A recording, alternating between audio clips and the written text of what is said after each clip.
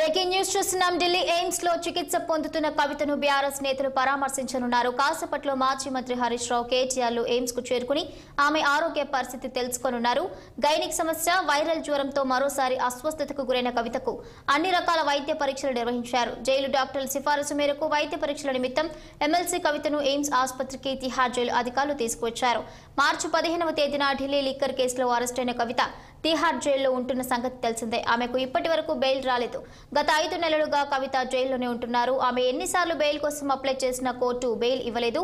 ఈ నెల 27న సుప్రీంకోర్టులో కవిత బెయిల్ పిటిషన్పై విచారణ ఉన్న నేపథ్యంలో ఉత్కంఠ నెలకొంది.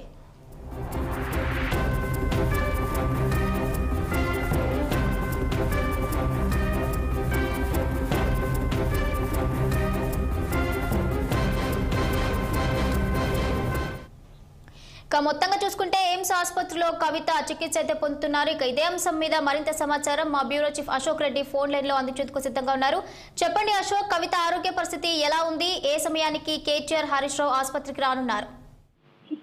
సో లిక్కర్ కేసులో కవిత ప్రస్తుతం అయితే తిహార్ జైల్లో ఉందో. సో నిన్న ఆమెకు అనారోగ్య కారణం వల్ల నిన్న ఢిల్లీలోని ఎయిమ్స్ లో ఆమెను జైలు సిబ్బంది ఆమెను తరలించారు. సో నిన్నటి నుంచి ఆమె ప్రస్తుతము ఇంకా తిహార్ జైల్లో తెలుస్తుంది. అయితే గైనిక్ ప్రాబ్లమ్, ఇతర వైరల్ ఇన్ఫెక్షన్ వల్ల ఆమె ఇబ్బందులు ఎదుర్కొన్నట్టు తెలుస్తా ఉంది. సో ప్రస్తుతం అయితే ఆమె ఆరోగ్యం నిలకడగా ఉంది. ప్రస్తుతం ట్రీట్మెంట్ కొనసాగుతుంది.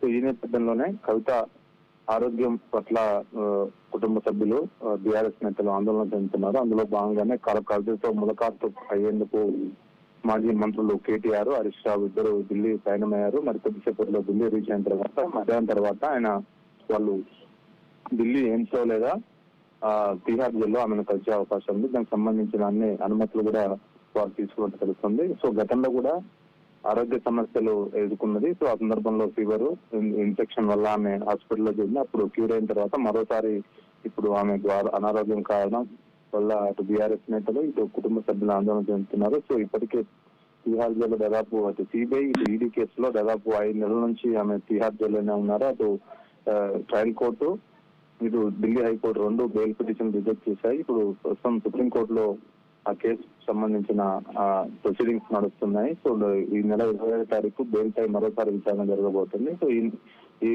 ఈ గ్యాప్ లోనే ఆమెకు అనారోగ్యం కావడం పట్ల కుటుంబ సభ్యులైతే ఆందోళన చెందుతున్నారు. సో ఈ రోజు మధ్యాహ్నం తర్వాత కేటీఆర్, హరీష్ రావు కలిసే అవకాశం ఉంది.